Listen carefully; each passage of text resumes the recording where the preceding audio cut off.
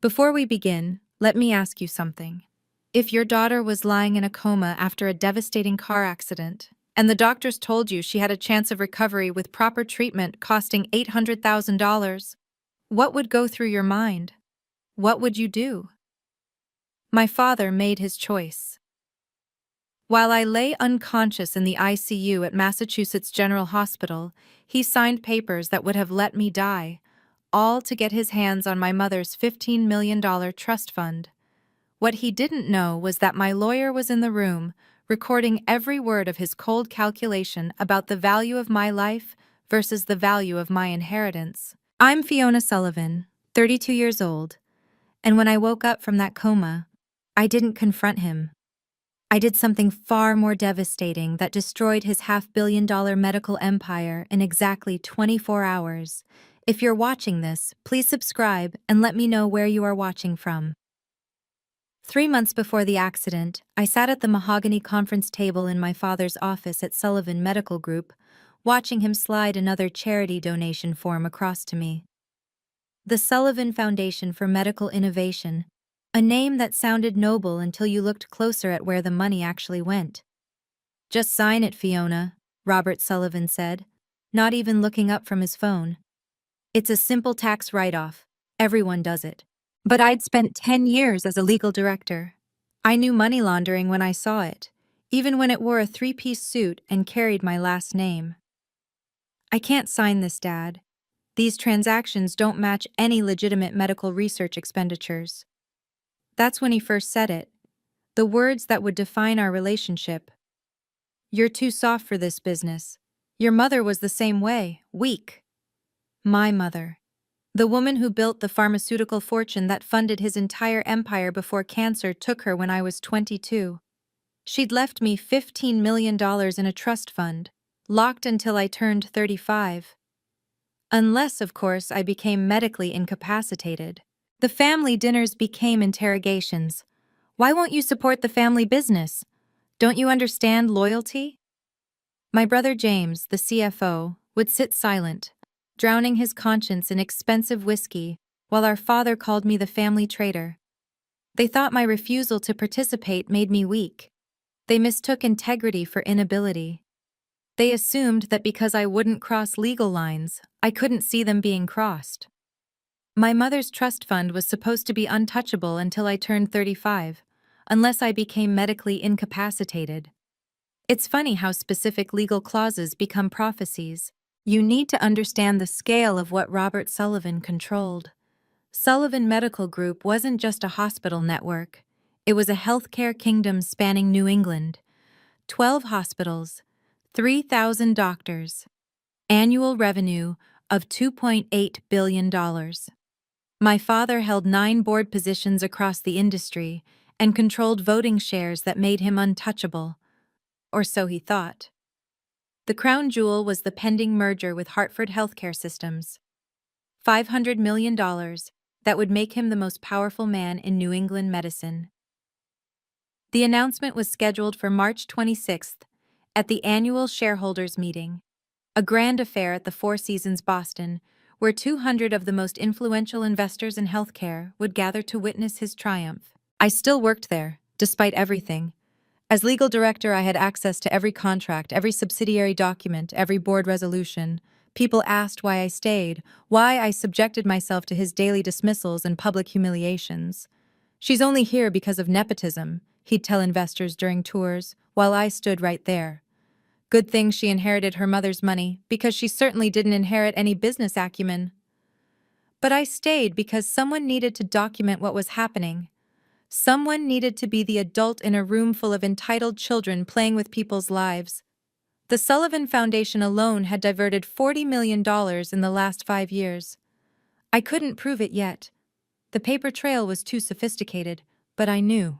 The merger with Hartford Healthcare would make him the most powerful man in New England medicine.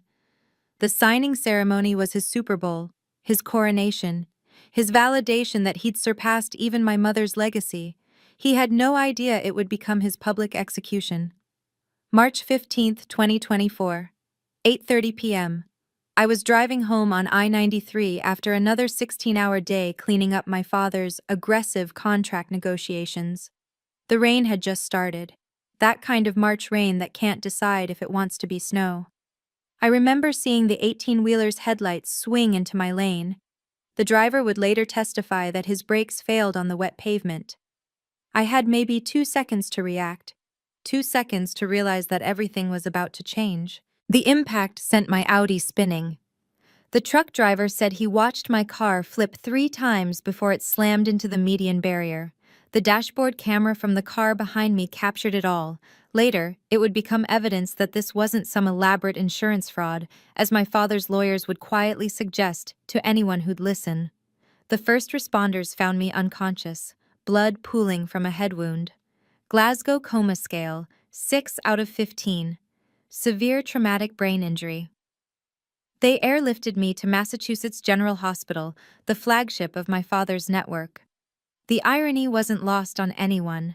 Dr. Sarah Martinez, the head of neurology, would later testify that my initial prognosis was actually optimistic. 70% chance of full recovery, she'd written in her notes. Patient shows strong neurological responses. Recommend aggressive treatment protocol. But that's not what my father heard when he arrived at the hospital 4 hours later. 4 hours. It took him 4 hours to drive 20 minutes because he'd stopped to call his lawyers first, then his insurance team, then the board members to assure them this unfortunate situation wouldn't affect the merger. When he finally walked into that ICU room, he didn't ask if I was in pain. He didn't ask about my chances. He asked Dr. Martinez 3 times about the possibility of a persistent vegetative state and whether my medical power of attorney documents were properly executed. He was already thinking about the trust fund. While machines kept me breathing, while my brain fought to repair itself, Robert Sullivan was calculating the value of his daughter's death. The accident wasn't the betrayal. The accident was just the opportunity he'd been waiting for. What my father didn't know was that Marcus Smith was already there. Marcus had been my personal attorney for 10 years, ever since I'd started documenting the questionable transactions at Sullivan Medical. He wasn't just my lawyer, he was my insurance policy. 3 years earlier, I'd signed a comprehensive medical advocacy document giving Marcus the right to be present during any medical decisions if I was incapacitated. It was buried in a stack of routine estate planning papers, filed with the Massachusetts State Bar. My father never knew it existed. Marcus got the call from the hospital at 8:47 p.m., 17 minutes after the accident. Unlike my father, he came immediately. By the time Robert Sullivan was still on his first conference call with the board, Marcus was already in my ICU room with his briefcase. Inside that briefcase was a digital recording device. Massachusetts is a 2-party consent state for recordings, unless one party has given prior written consent for emergency situations. I'd given Marcus that consent 3 years ago, notarized and filed. Another piece of paper my father never knew existed. I positioned myself in the corner of the room, Marcus would later tell the court. I identified myself to the medical staff as Ms. Sullivan's legal advocate and presented my documentation. No one questioned my presence. In their world, lawyers in ICU rooms were as common as heart monitors.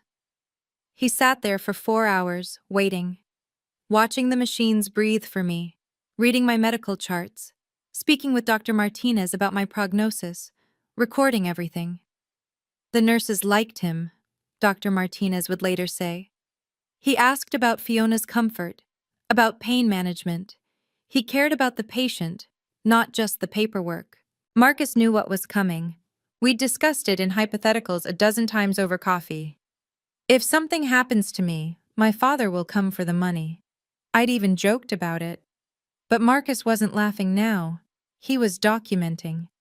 Massachusetts law allows recording if one party consents, and I had given Marcus that consent years ago.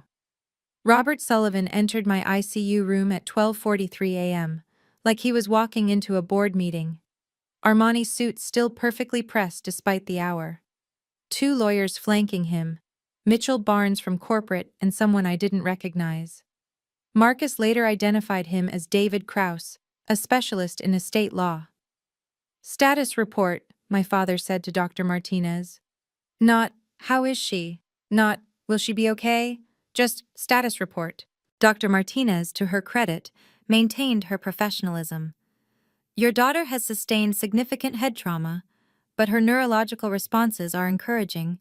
We're seeing percentage chance of full recovery? Robert interrupted. Approximately 70% with aggressive treatment. And without aggressive treatment? The doctor paused. Mr. Sullivan, I'm not sure I understand. It's a simple question. What happens if we pursue comfort care only? Marcus pressed record. For the next 20 minutes, my father interrogated Dr. Martinez about brain death criteria, vegetative states, and the cost of various treatment protocols. He asked about my brain function 3 times, but never once asked if I was in pain. He pulled up my medical insurance on his phone, calculating deductibles while I lay there, unhearing, unseeing, but somehow still fighting.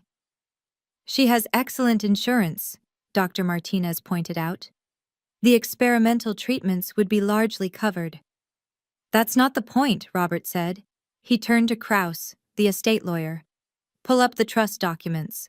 They huddled over a tablet discussing my mother's trust fund like I was already dead. $15 million, they kept saying. $15 million that could benefit so many others through the Sullivan Foundation. The trust passes to her father if she dies without children or a spouse, Kraus confirmed. But only if she's deceased. Permanent incapacitation maintains her as beneficiary. That's when Robert asked the question that would destroy him. What if she's DNR? What if we decide not to resuscitate if she crashes? Dr. Martinez stiffened. Mr. Sullivan, your daughter is stable. There's no medical indication for a DNR order. I'm her father. I have medical power of attorney. Actually, Marcus said quietly from the corner, speaking for the first time, you don't. The room went silent. My father turned to look at Marcus for the first time, his eyes narrowing. Who the hell are you? Marcus Smith, Ms. Sullivan's personal attorney and designated medical advocate. He held up the documentation, filed with the state 3 years ago. I have equal authority in medical decisions while she's incapacitated. That's impossible. I'm her father. And I'm her designated advocate. Would you like to see the paperwork? Robert's face flushed red. Mitchell Barnes whispered urgently in his ear, but Robert waved him off. It doesn't matter. As her father, my wishes should be considered. Of course, Marcus said calmly. Please, continue your discussion with Dr. Martinez. I'm just here to observe and ensure Fiona's interests are protected. What happened next was 23 minutes of recorded evidence that would later be played in a room full of shareholders. 23 minutes of my father revealing exactly who he was. Look, doctor, Robert said, his tone shifting to the voice he used for hostile takeovers. My daughter wouldn't want to live as a vegetable. She's told me many times she values quality of life over quantity. She's not in a vegetative state, Dr. Martinez insisted. Her brain activity shows, but she could be. Tomorrow, next week. These things deteriorate, don't they? He pulled out his phone, showing her something. I've been reading about similar cases. Families bankrupted by false hope. Millions spent keeping bodies alive when the person is already gone. Mr. Sullivan, your daughter has a 70% chance. Let her go peacefully. The words hung in the air like a death sentence. We won't pay for experimental treatments when that money could save the hospital. Think about it, $15 million. Do you know how many pediatric cancer patients that could help? How many families without insurance? Dr. Martinez looked disgusted. Are you seriously suggesting? I'm suggesting we be practical, realistic. My daughter was always practical. He turned to Kraus. Draw up the DNR paperwork. The doctor needs to sign off on it, Barnes pointed out. No, Dr. Martinez said firmly. I won't sign anything. There's no medical justification. Robert smiled, that cold boardroom smile I'd seen destroy careers. You're right, you won't sign it, But Dr. Harrison will. He's arriving in an hour. Dr. Harrison, Robert's golf buddy, the one who'd been quietly removed from 2 hospitals for ethics violations before Robert gave him a position at Sullivan Medical. "This is medical murder," Dr. Martinez said quietly. "This is mercy," Robert replied, signing the DNR order that Dr. Harrison would later rubber stamp. "Let her go. We won't pay for the surgery." Marcus captured every word. My brother arrived as Robert was signing the papers. James had always been the conflicted one, smart enough to know what our father was, weak enough to need his approval anyway. "Dad?" He stood in the doorway, taking in the scene, lawyers, documents, our father's signature on a death warrant. "What's happening?" "We're making the hard decisions," Robert said without looking up. "Someone has to." James moved to my bedside. He touched my hand, the first person in that room to actually touch me like I was still human. "The nurses said she's responding well," they said. "The nurses aren't doctors." "Dad, maybe we should wait." Robert's head snapped up. "Wait for what? For her to deteriorate? For the merger to fall apart because the board thinks I can't handle family crisis?" He stood, moving close to James. "You want to keep your position, don't you? CFO of the new merged entity?" I couldn't see James's face, but Marcus described it later, the moment my brother chose his corner office over his sister. She did say once that she wouldn't want to be kept alive artificially," James said quietly. The lie came so easily. I'd never said that. I'd actually said the opposite during one of our rare honest conversations. "See?" Robert turned back to Dr. Martinez. "Even her brother agrees." But James wasn't done wrestling with his conscience. "The trust fund, though. Mom wanted Fiona to have it." "Your mother's dead," Robert said flatly. "And that money could save the company from the Hartford investigation." Hartford investigation. That was new. Marcus made a note. James signed as a witness to the DNR. Later, he would tell me he'd convinced himself it was temporary, that I'd wake up before anything happened. He'd borrowed $2 million from me just 6 months earlier, money I'd given him to save his house from foreclosure. Some betrayals cost 30 pieces of silver. Mine cost $2 million and a CFO title. March 18, 2024. 5:47 a.m. I opened my eyes to fluorescent lights and the sound of a heart monitor. The first face I saw was Dr. Martinez, who actually gasped. "Don't try to speak," she said, tears in her eyes. "You're intubated. Just squeeze my hand if you understand me." I squeezed. The next few hours were a blur of tests, scans, and barely contained medical excitement. "Miraculous recovery," they kept saying. "Better than expected neurological function." Dr. Martinez couldn't hide her relief, or her anger at what had almost happened. Marcus appeared at noon, after the tubes were removed, and I could speak in a hoarse whisper. He closed the door, pulled out his phone, and played me a recording. My father's voice filled the room. "Let her go. We won't pay for the surgery." I listened to all 23 minutes, heard my father calculate my worth, heard my brother lie about my wishes, heard them sign my life away for money and mergers. "3 independent neurologists have reviewed your charts," Marcus said quietly. Dr. Jennifer Wu from Johns Hopkins, Dr. Michael Roberts from Cleveland Clinic, and Dr. Amanda Foster from Mayo.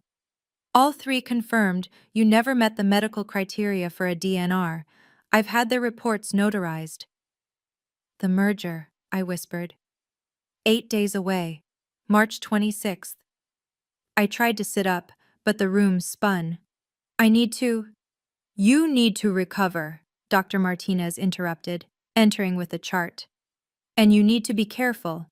Your father's been telling everyone you have significant cognitive impairment. He's already filed for emergency guardianship." That's when I made the decision. I looked at Marcus, then at Dr. Martinez. "Then we give him what he expects. Doctor, if anyone asks about my condition?" She understood immediately.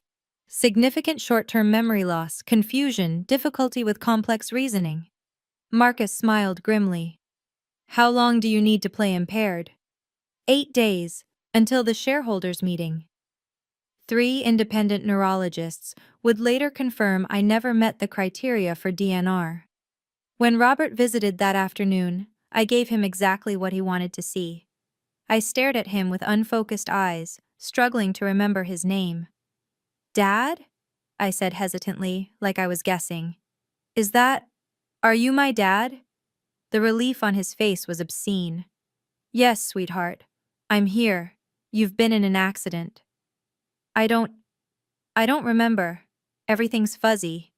I let my words slur slightly. You've been taking care of me? Of course, I've been handling everything.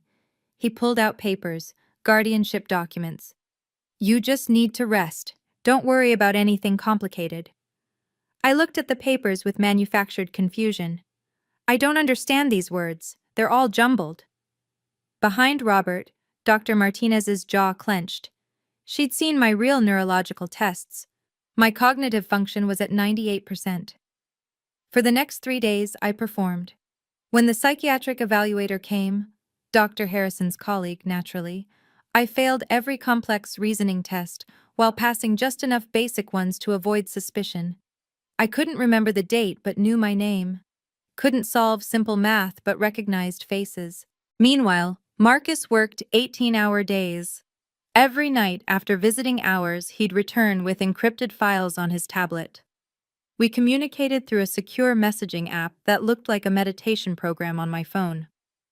Suffolk County Courthouse has authenticated the recording, he typed. Judge Patricia Loomis signed the verification. Hartford investigation? I typed back. SEC investigating suspicious trades before merger announcement. Your father needs this deal to cover losses. The pieces were falling into place. Robert had been using Sullivan Medical as his personal piggy bank, assuming the merger would erase the evidence. But he needed capital to complete the deal. $15 million in capital. Guardianship hearing Monday, Marcus typed. Judge is Ronald Fitzgerald. Golf club? Every Sunday with your father. I smiled weakly at the nurse who entered, immediately dropping my phone and looking confused. Where am I? I asked her. Is this a hotel? She patted my hand sympathetically. Poor dear. But when she left, I picked up my phone again. Get me everything on the merger, every document, every email. Already done. Your access codes still work. They think you're too impaired to use them. I'm sorry, Dad. I don't remember the accident. You've been taking care of everything? If you've ever been betrayed by someone who was supposed to protect you, you'll understand why I couldn't just confront him directly. The evidence had to be ironclad, and the revelation had to be public. Have you ever had to strategically plan your response to betrayal? Let me know in the comments. And please, hit that like button if you want to see justice served. March 20th. Robert filed for emergency financial guardianship at 9 a.m. sharp. The petition painted me as a tragedy.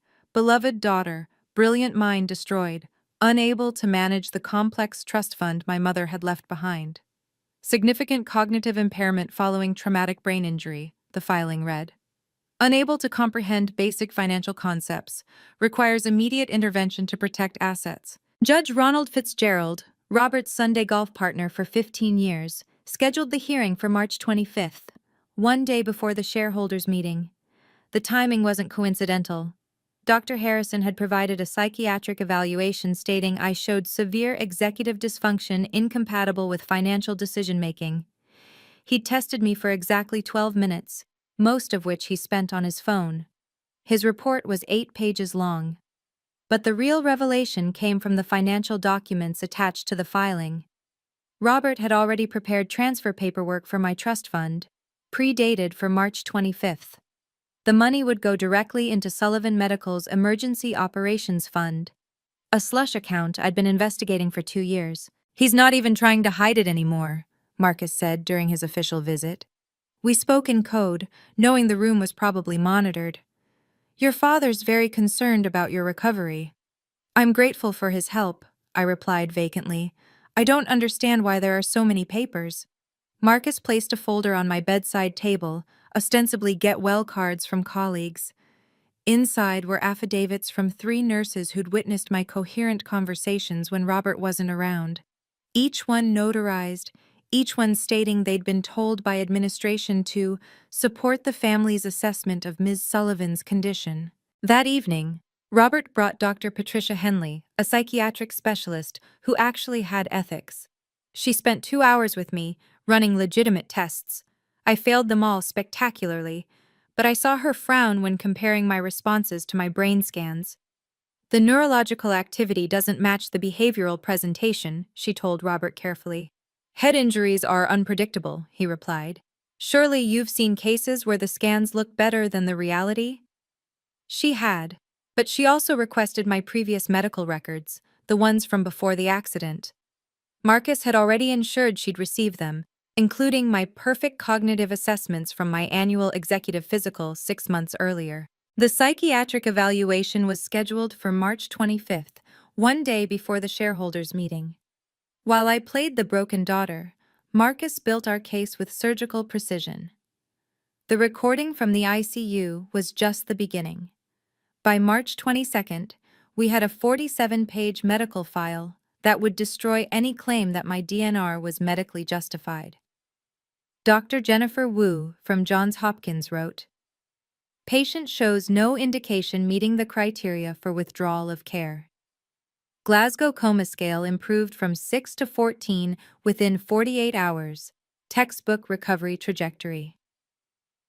Dr. Michael Roberts from Cleveland Clinic was more blunt.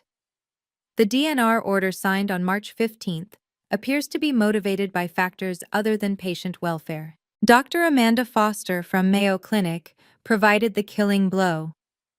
In my 30-year career, I have never seen a DNR order issued for a patient with such positive neurological indicators.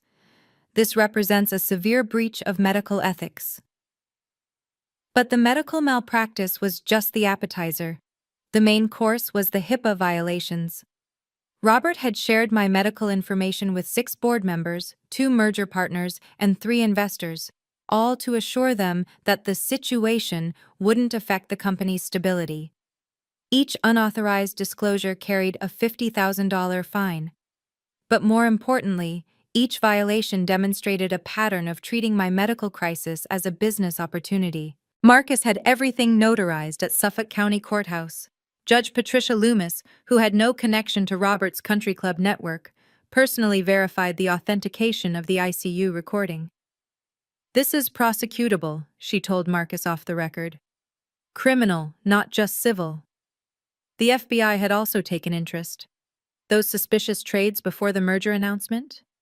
They traced back to accounts connected to the Sullivan Foundation. Robert had been insider trading using charity funds, expecting the merger to cover his tracks. The $15 million from my trust would have replaced what he'd stolen.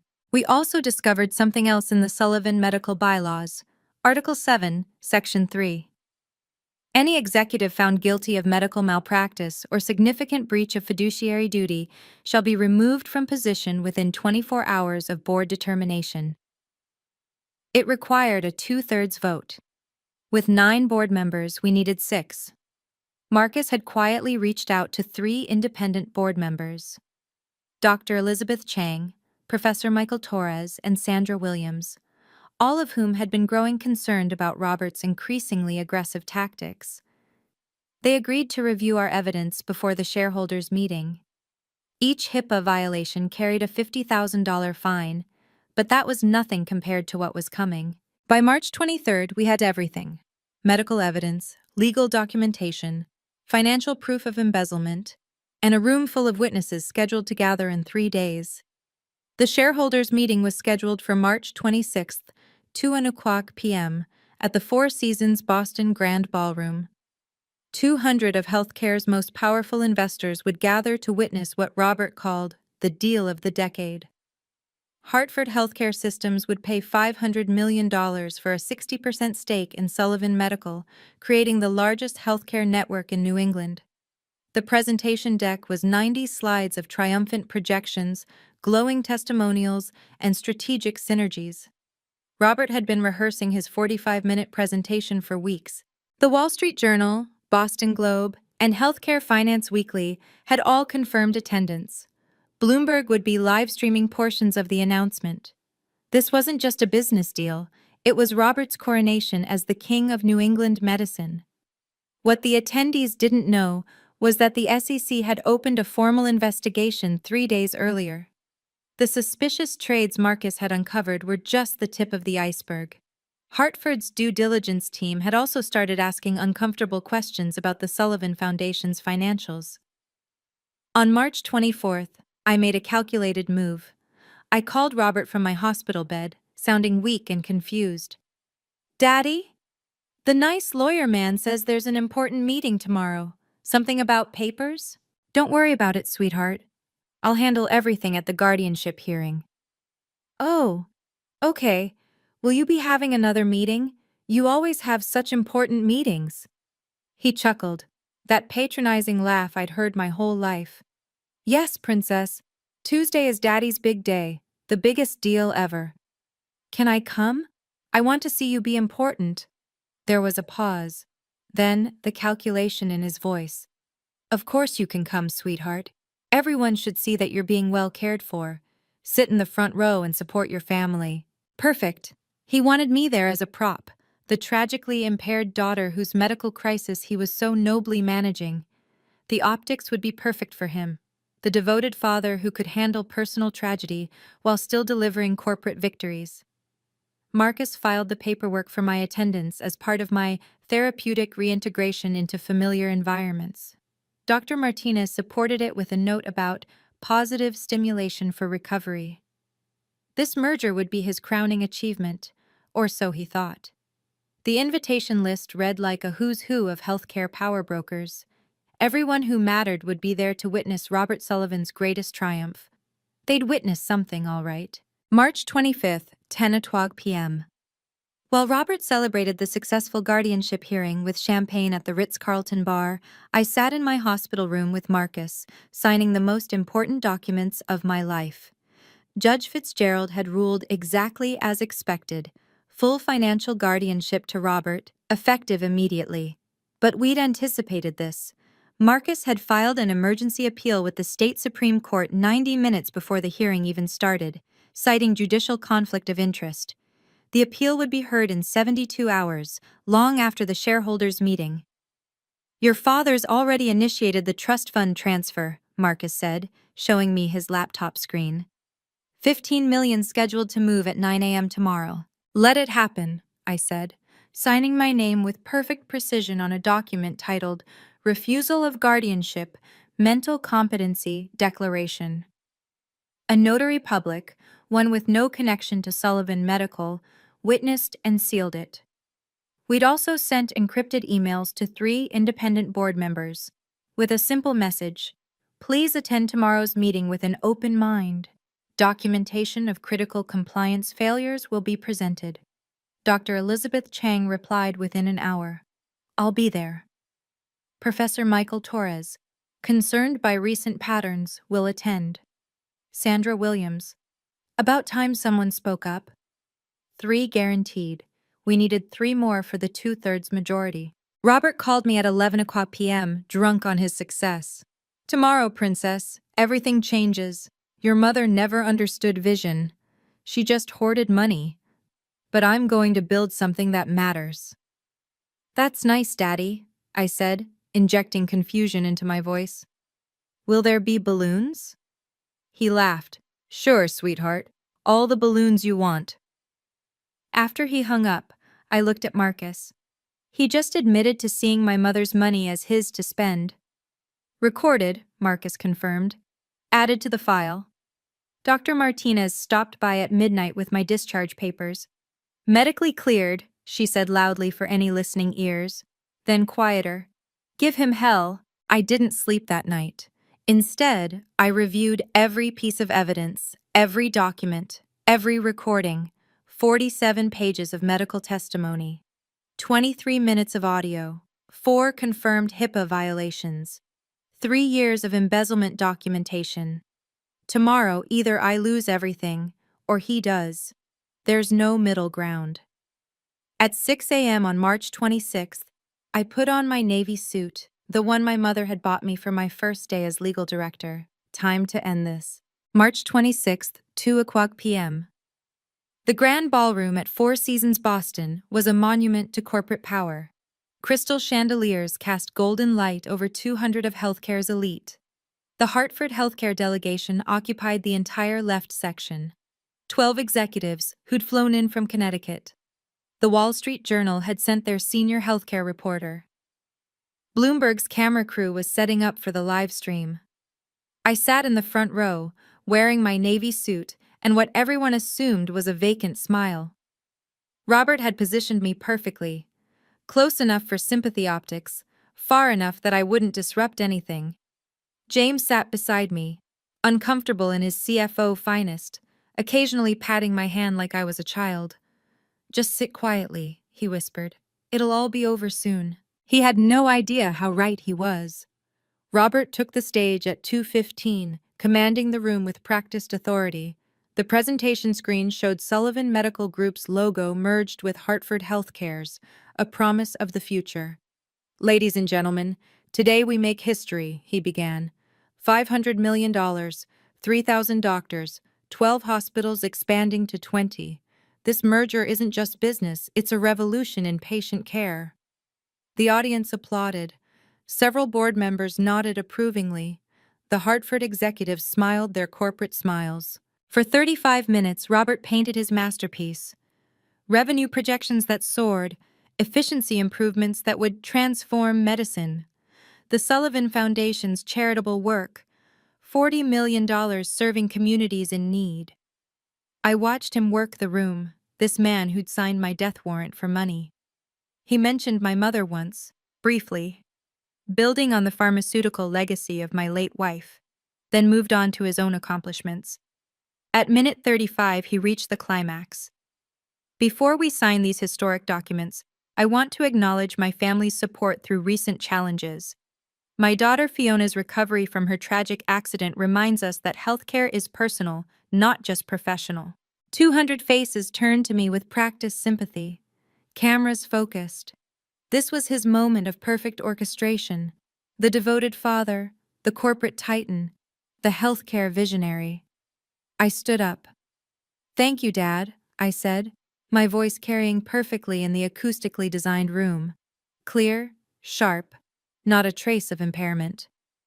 "I do have something to add about healthcare being personal." Robert's smile froze.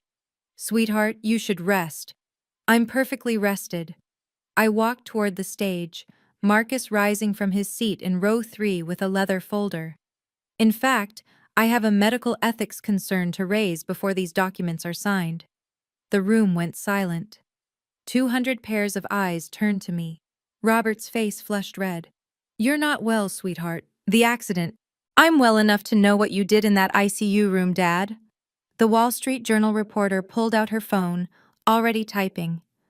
The Bloomberg camera swiveled toward me. The show was about to begin. The transformation in the room was instant. The sympathetic smiles vanished, replaced by the sharp attention of people who smelled blood in the water. These weren't just investors. They were sharks. And they'd just detected weakness. "Security," Robert called out, but his voice cracked slightly. "My daughter is confused." "I'm not confused." I reached the stage stairs, climbing them with deliberate precision. "I'm cognitively intact, legally competent, and fully aware that you signed a do not resuscitate order while I was in a coma to steal my $15 million trust fund." Gasps rippled through the audience. The Hartford delegation exchanged alarmed glances. One executive was already texting frantically. "These are delusions from her head injury," Robert said, but sweat was beading on his forehead. "Someone please—" "Marcus," I called out. "The evidence, please." Marcus walked down the center aisle like a prosecutor approaching the bench. He held up the folder for everyone to see. 47 pages of medical documentation, 3 independent neurological assessments, and 23 minutes of audio recorded in the ICU at Massachusetts General Hospital. "You can't record without consent." Mitchell Barnes, Robert's lawyer, stood up from the board section. That's illegal! Actually, Marcus said calmly, Ms. Sullivan provided prior written consent for medical advocacy recordings 3 years ago. Notarized, filed with the state. Completely legal under Massachusetts law. I took the microphone from the podium. My father stood frozen, calculating his options. Run? Stay? Fight? Lie? Before we play the recording, I said, addressing the room, let me establish the medical facts. On March 15th, I was in a car accident.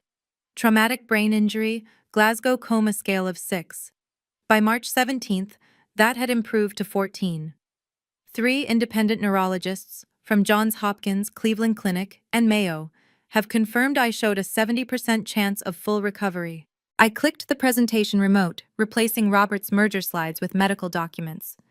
Yet on March 15th, just 4 hours after my accident, my father signed a DNR order. The reasoning? Let me quote from the recording you're about to hear. Marcus connected his phone to the sound system. The ballroom's perfect acoustics carried every word. Let her go peacefully. We won't pay for experimental treatments when that money could save the hospital. Then clearer. $15 million. Do you know how many pediatric cancer patients that could help? And finally, the killing blow. The trust passes to her father if she dies without children or a spouse. The room erupted. Board members shot to their feet. The Hartford executives were already heading for the exits. Someone shouted, "This is medical murder!" Robert grabbed for the microphone, but 2 security guards, the same ones he'd called for me, stepped forward. They looked confused, unsure who they were supposed to be protecting or removing. "This is taken out of context," Robert shouted over the chaos. "Then let's play all 23 minutes," I said calmly. "Let everyone hear the full context." The Hartford team left at minute 37. The merger died at minute 38. This is the moment everything changed. When you've gathered all your evidence and chosen your battlefield, there's no turning back. If you've ever had to stand up to someone powerful who wronged you, you know this feeling. Share your story in the comments. I read every single one. And if this resonates with you, please subscribe for more stories of justice being served. The full recording played like a funeral dirge for Robert Sullivan's empire. Every word, every calculation, every cold dismissal of my life echoed through the grand ballroom's premium sound system. "She's stable now, but these things can deteriorate," Robert's voice said. "Better to let nature take its course." Dr. Martinez's voice, professional but clearly distressed. "Mr. Sullivan, your daughter is showing remarkable neurological improvement. Doctor, I understand medicine.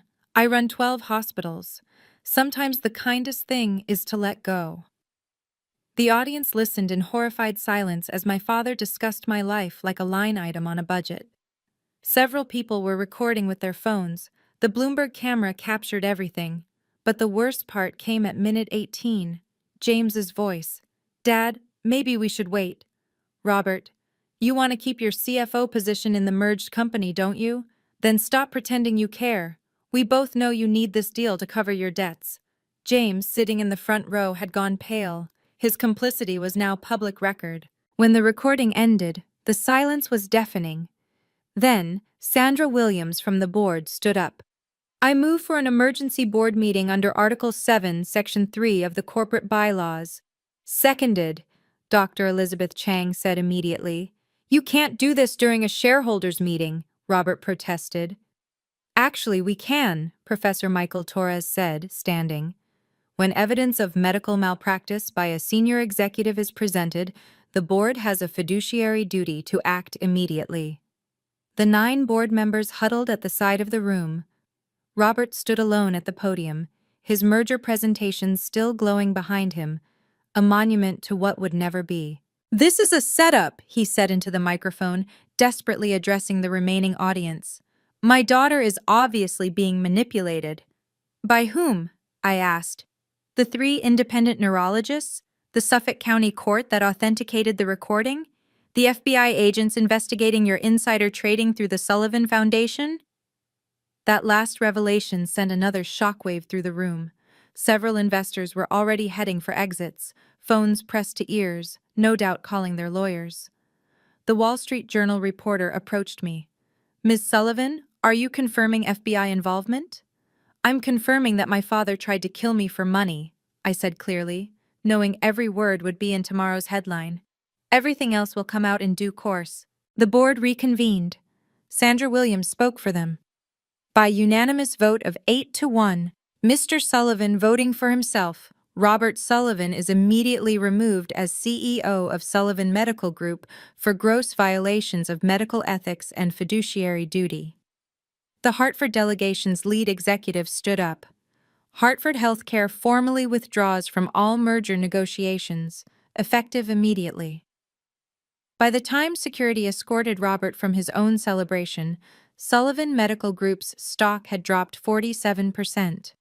$230 million in market cap evaporated in less than an hour. Maximum conflict. Robert cried out desperately, "This is my company, my legacy." "No," I said quietly. "It was built on my mother's money, and it dies with your greed." The aftermath was swift and merciless. Within 2 hours of the recording being played, Massachusetts General Hospital suspended Dr. Harrison's medical privileges pending investigation. The Massachusetts Medical Board launched a formal inquiry into the DNR order.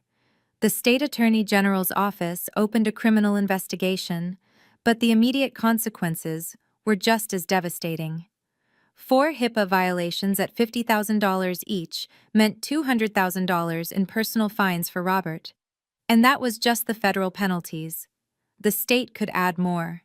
Each board member he'd illegally informed about my medical condition could also sue for being given information that made them potentially liable. By 6 p.m., 8 of the 9 board members had submitted their votes to remove Robert permanently. The 9th, Robert himself, was no longer recognized as having voting rights due to the ethics violations. Marcus had prepared everything. The moment the board voted, he filed the documentation with the Secretary of State.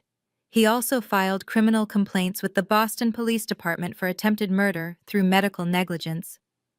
"The evidence is overwhelming," Detective Patricia Murphy told me that evening.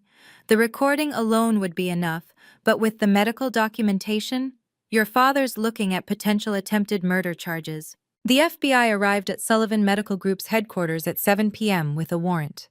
They seized servers, documents, and froze the accounts of the Sullivan Foundation. The $40 million in charitable donations would be traced, transaction by transaction. James found me in the hotel lobby after the meeting, his face gray with shock and shame. "Fiona, You signed the DNR as a witness," I said simply. "You lied about my wishes. I thought you were going to die anyway. Dad said the doctors. Dad lied. And you chose to believe him because it was easier than standing up to him." He pulled out his phone, showing me a message. "I've already submitted my resignation as CFO. I'll testify if you need me to, about everything, the fraud, the insider trading, all of it. Your testimony won't save you from prosecution," Marcus informed him. "But cooperation might reduce your sentence." James nodded, looking older than his 35 years. "I know. I'm sorry, Fiona. I should have protected you." "Yes," I said. "You should have." By market close, Sullivan Medical Group had lost 47% of its value.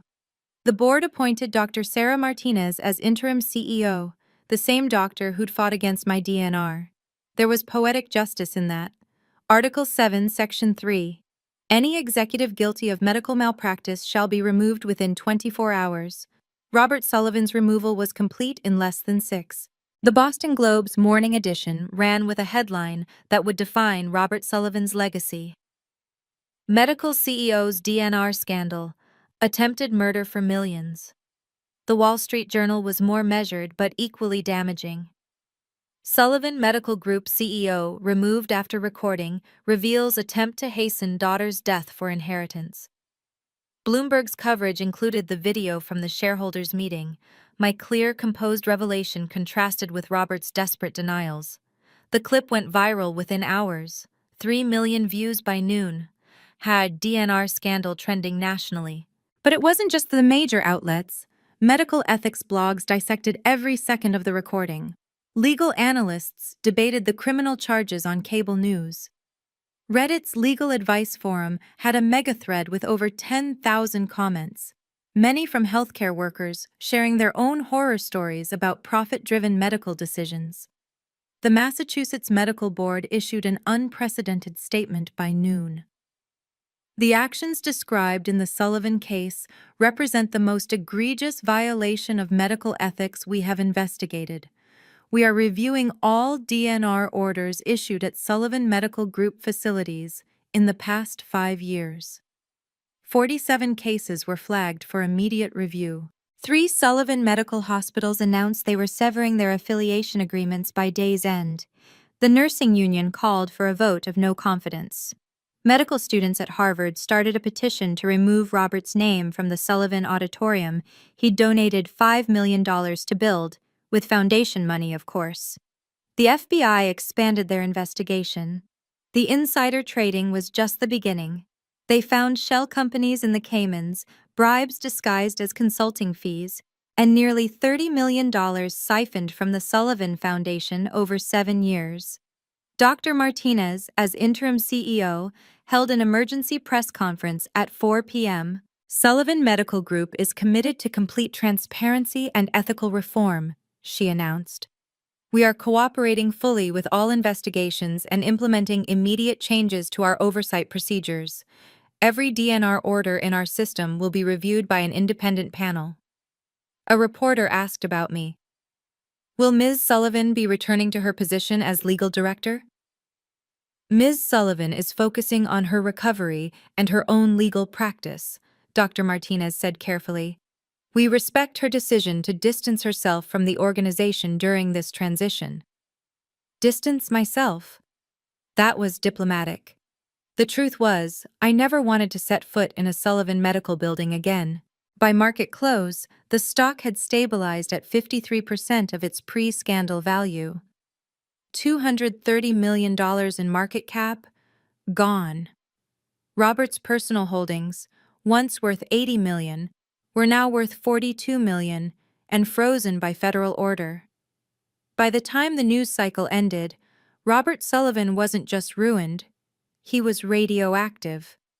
No hospital in America would ever hire him again. James came to my apartment 3 days after the shareholders' meeting, looking like he hadn't slept since. He carried a box of documents and a resignation letter that was already public knowledge. I've been thinking about Mom, he said, standing in my doorway because I hadn't invited him in. What she would think of what we became. What you and Dad became, I corrected. I never changed. No, you didn't. He set the box down. These are all the records I kept. Off-the-books transactions, recorded conversations, emails Dad doesn't know I saved. 3 years' worth. My insurance policy, I called it. And you're giving them to me now? After I almost died? His voice broke. I should have protected you. In that ICU room, when Dad was signing those papers, I knew it was wrong. But I was so deep in debt, so dependent on his approval, that I convinced myself that my life was worth less than your debt. Yes. He met my eyes for the first time. And I'll live with that for the rest of my life. But I can at least try to make it right. I'll testify. Against him, against the whole network of corruption. I'll take whatever sentence they give me. I looked at my brother. Really looked at him. He'd lost weight. His hands shook slightly. The Golden Boy CFO was gone, replaced by someone who'd finally seen himself clearly and couldn't stand the view. The $2 million I loaned you, I said. What happened to it? Gambling debts. Dad's addiction isn't substances, it's power. Mine was trying to keep up with his lifestyle. He pulled out his phone, showing me a wire transfer confirmation. I liquidated everything, my house, my cars, my portfolio. You'll have your $2 million back by end of business today. And then? Then I disappear. Change my name, maybe. Start over somewhere nobody knows the Sullivan name. He turned to leave, then stopped. I know you can't forgive me. I wouldn't forgive me. but I wanted you to know that when I said you should have been allowed to die, I was really talking about the part of me that needed to die, the part that chose him over you." I didn't forgive him, but I took the box. "I should have protected you," he said one more time. "Yes," I agreed. "You should have." March 27th, 9 o'clock a.m. The boardroom on the 42nd floor of Sullivan Medical Group headquarters felt like a courtroom. 8 board members sat around the mahogany table that Robert had personally selected to project power. His empty chair at the head looked like a void. I attended via video link. Marcus had advised against any physical presence that could be construed as seeking control. I watched from my laptop as the board systematically dismantled Robert Sullivan's empire. "Motion to formally terminate Robert Sullivan as CEO, effective immediately," Sandra Williams announced. "Seconded," said Dr. Chang. The vote was 8-0. Robert, attempting to join virtually from his lawyer's office, was denied access to the meeting. "Motion to revoke all of Robert Sullivan's signing authorities and board positions." Another 8-0 vote. "Motion to appoint Dr. Sarah Martinez as interim CEO for a minimum term of 1 year." 8-0. Dr. Martinez accepted with gravity. "My first act will be to establish an independent ethics committee to review all executive decisions from the past 5 years." Professor Torres raised the next issue. "Ms. Sullivan, the board would like to offer you the position of Chief Legal Officer with full autonomy to investigate and reform our compliance procedures." "I appreciate the offer," I said clearly, "but I must decline. Sullivan Medical Group needs to rebuild without any Sullivan family members in leadership positions. The name itself is tainted." "Then we should consider rebranding," Sandra Williams suggested. "Distance ourselves from the Sullivan name entirely." They would eventually vote to become Commonwealth Health Systems. Robert's name would be scrubbed from every building, every document, every press release, erased like he'd tried to erase me. "There's one more matter," Dr. Martinez said. "The trust fund that Mr. Sullivan attempted to access, the $15 million. It remains in my mother's trust, untouched," I confirmed. "I'll be establishing a foundation for traumatic brain injury research and supporting families dealing with medical malpractice. It will have no connection to this organization." Mitchell Barnes, Robert's former lawyer, had already fled to his car when the FBI arrived. He would later be disbarred for his role in facilitating the attempted guardianship fraud. The meeting ended with a moment of silence, not for Robert, but for what Sullivan Medical Group could have been if greed hadn't poisoned it from the top. "I didn't want his throne," I told them before disconnecting. "I wanted my freedom. Today, we both got what we deserved." The board minutes would record it as the shortest executive termination in corporate history. Total time from violation exposure to complete removal, 18 hours. I saw Robert one last time, 3 days after the board meeting. He appeared at my apartment building at 10 p.m., looking like he'd aged a decade in 72 hours. His Armani suit was wrinkled. His silver hair, always perfectly styled, hung limp. The security guard called up to warn me, but I let him in. I wanted to see what remained of the man who'd tried to kill me. He stood in my living room, looking at the photos on my mantel. All of my mother, none of him. "I've lost everything," he said, his voice hollow. 7 board positions gone, personal assets frozen. Barbara filed for divorce this morning, and she's taking half of whatever the FBI doesn't seize. Barbara, my stepmother who'd married him for money. There was poetic justice in her leaving him the moment the money disappeared. "The FBI says I'm looking at 20 years, he continued. "Insider trading, embezzlement, wire fraud. They haven't decided whether to pursue the attempted murder charge." I said nothing. Let him talk. Let him feel what I'd felt in that coma, helpless, voiceless, at the mercy of others. "I had debts," he said suddenly. 30 million to people who don't accept bankruptcy as an excuse. The merger was supposed to clear everything. Your trust fund was Plan B. So you chose your gambling addiction over your daughter's life. For a moment, his mask cracked completely. I just wanted to protect the legacy. Your mother built something beautiful, and I turned it into something powerful. I thought if I could just get through this crisis, you would have let me die. The words hung between us like a blade. I was desperate, he whispered. The Russians said they'd kill me if I didn't pay by April. I convinced myself you wouldn't want to live as a vegetable, that the money would do more good. Stop. I stood up, facing the man who gave me life, and then tried to take it. You weren't thinking about my wishes or the greater good. You were thinking about yourself. You've always only thought about yourself. He aged another year in that moment, shoulders sagging, the mighty Robert Sullivan reduced to a broken old man in an expensive suit. I know, he said quietly. I know what I am now. I just wanted to protect.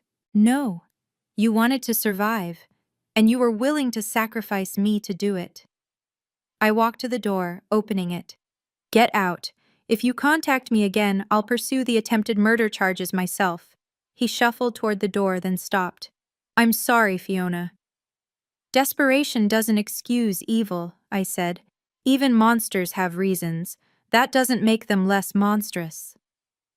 For the first time in 40 years, Robert Sullivan had no title after his name. The trust fund my mother left me remained untouched. $15 million that Robert had been willing to kill for. On April 1st, I sat in the conference room of Hartley & Associates, my mother's original law firm, signing the documents that would transform blood money into hope. The Eleanor Sullivan Foundation for Neurological Recovery, Marcus read from the incorporation papers, dedicated to funding treatment for traumatic brain injury patients whose insurance has denied coverage. My mother's name would live on, but not in the way Robert had corrupted it. $5 million goes to establishing the fund, I explained to the lawyers. $5 million for research grants at Massachusetts General, specifically to Dr. Martinez's neurology department, and $5 million for a legal aid fund helping families fight wrongful DNR orders. And the earnings from the principal? The senior partner asked. Full scholarships for medical students who commit to working in underserved communities. My mother would have wanted that. We structured it so no Sullivan family member could ever control or benefit from the foundation. An independent board of medical ethicists and patient advocates would oversee every dollar. That afternoon, I received a call from Dr. Martinez. 3 families have already reached out. Their loved ones had DNR orders signed under suspicious circumstances at Sullivan facilities. Your foundation could help them get justice. Then we start with them, I said. James's $2 million arrived as promised, along with a note. This doesn't absolve me. Nothing can. But maybe it can help someone else. I added it to the foundation. By the end of the week, we'd received over 200 applications for assistance. Families who'd been told their loved ones were too expensive to save. Patients who'd been written off because their insurance had caps. People like me who'd been valued in dollars instead of heartbeats. The first grant went to Maria Gonzalez, a 19-year-old college student whose family was told they needed to consider other options after her motorcycle accident. With our funding, she received the experimental treatment her insurance denied. She's walking today.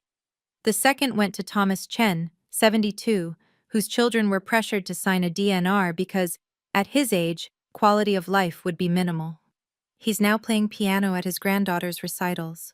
Each success was a repudiation of Robert's philosophy. Each recovery was proof that some things matter more than money. Mother's money would heal, not harm.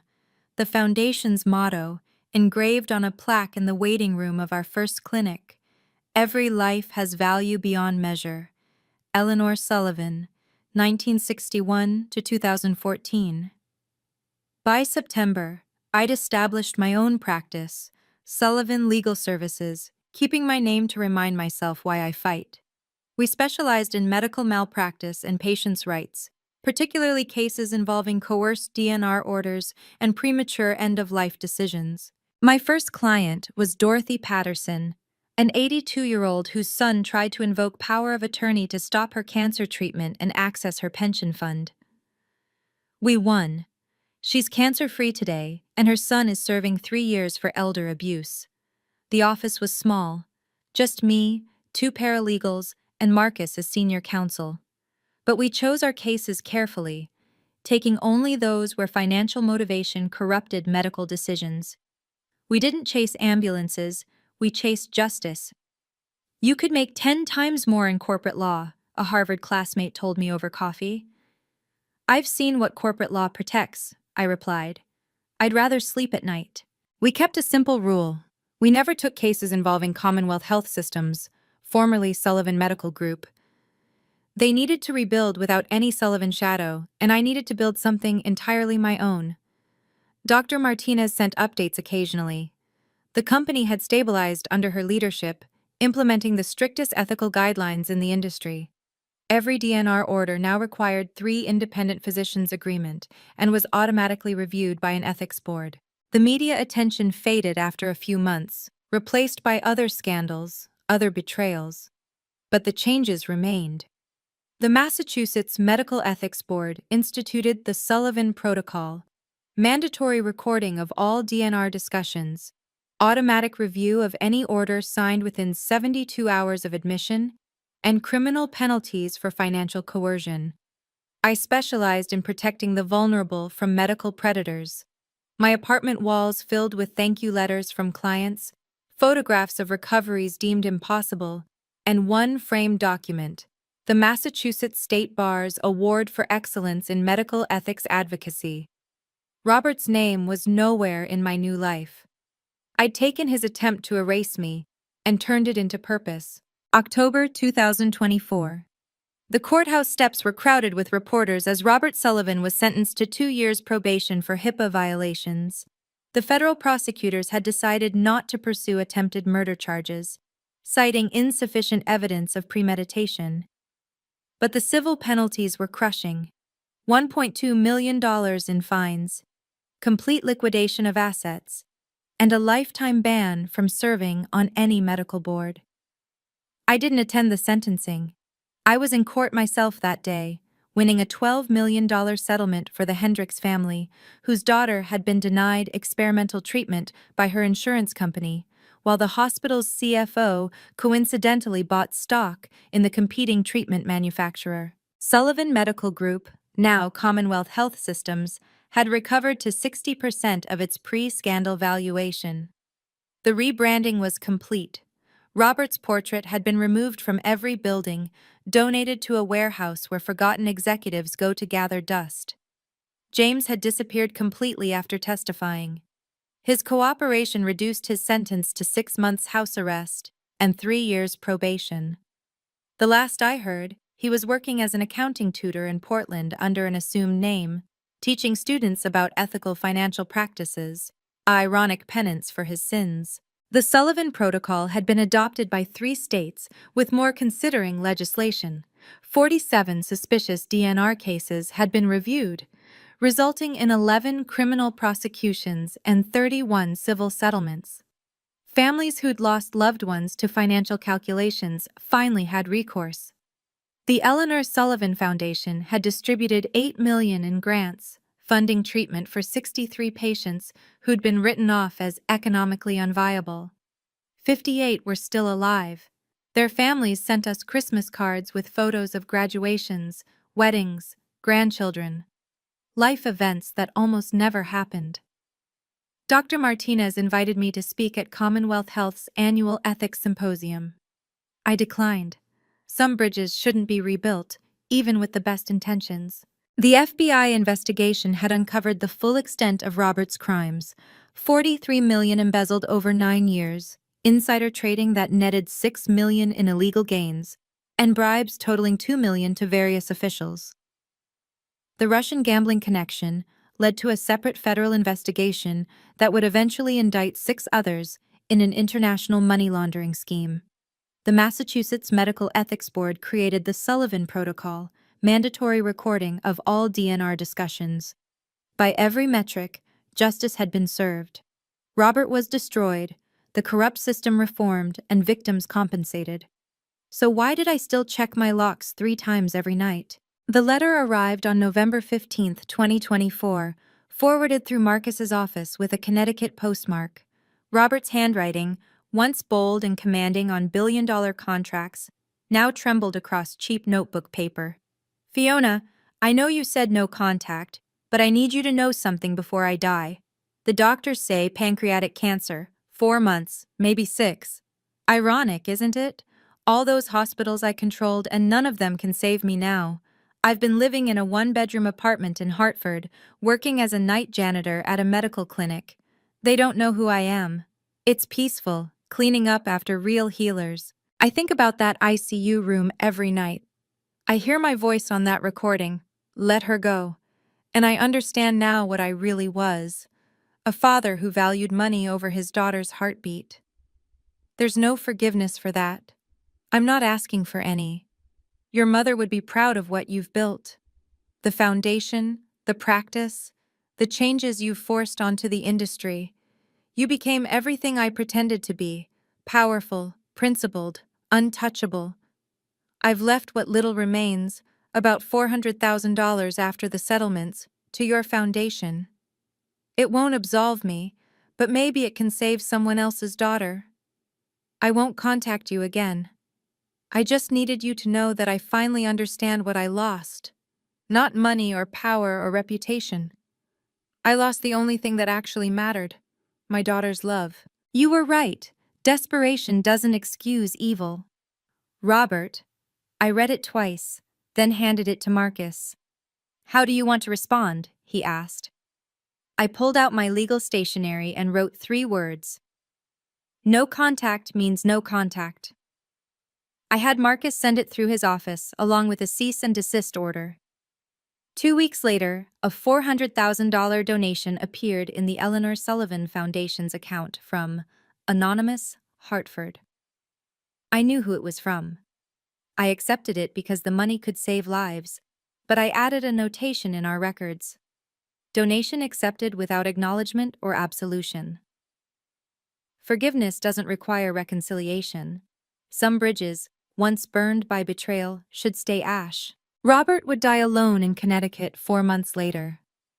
I learned about it from a small obituary in the Hartford Courant that didn't mention his former titles, his medical empire, or his family.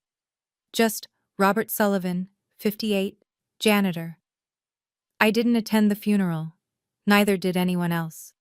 2 days after Robert's death in March 2025, Marcus uncovered the full truth during the final FBI document release. The gambling debts weren't just about money, they were about survival. The Russian mob had photographs, Marcus explained, sliding a folder across my desk. Robert at their casino in 2019, 2020, 2021. But look at the dates. Each photo coincided with my mother's death anniversary. Every year, on the day she died, Robert flew to Atlantic City and lost millions trying to feel something other than guilt. There's more, Marcus said quietly. The FBI found his personal journals in a storage unit. He wrote about your mother's death, how he'd pushed her to delay treatment because he was negotiating a hospital acquisition. She waited 3 months. By then, the cancer had metastasized. I stared at the pages of Robert's handwriting, confessing to a guilt that had eaten him alive for 10 years. He'd killed my mother through greed, then nearly killed me for the same reason. He chose his addiction over his daughter's life, I said, repeating what I'd told him months ago. But now I understood the addiction wasn't gambling. It was trying to escape the guilt of killing the only person who'd ever truly loved him. The Russians knew about your mother, Marcus continued. They used it as leverage. Pay us, or we'll tell your daughter what really happened to Eleanor. The final piece clicked into place. Robert hadn't just tried to kill me for money, he'd tried to kill me to keep his secret. If I'd died, the truth about my mother would have died too. He chose his addiction over his daughter's life, I said again, but this time I understood. He'd been addicted to hiding from the truth. Even monsters have reasons. That doesn't make them less monstrous. I took the journals and the FBI report and locked them in my safe. Someday I might read Robert's full confession. Someday I might understand how a man could kill the 2 people he claimed to love most. But not today. Today I had a client meeting. A young father whose wife's hospital wanted to discontinue life support because their insurance had lapsed. His wife had an 80% chance of recovery with proper treatment. I would make sure she got it. Because that's what Eleanor Sullivan's daughter does. She saves the people others would let die for money. Thank you for witnessing my story. Sometimes the greatest betrayals come from those closest to us, but evidence, preparation, and choosing the right moment can deliver justice. If you've survived family betrayal or medical malpractice, know that you're not alone. Please subscribe for more stories of truth prevailing over power. Share this with someone who needs to know they can stand up to their oppressors, and remember, document everything.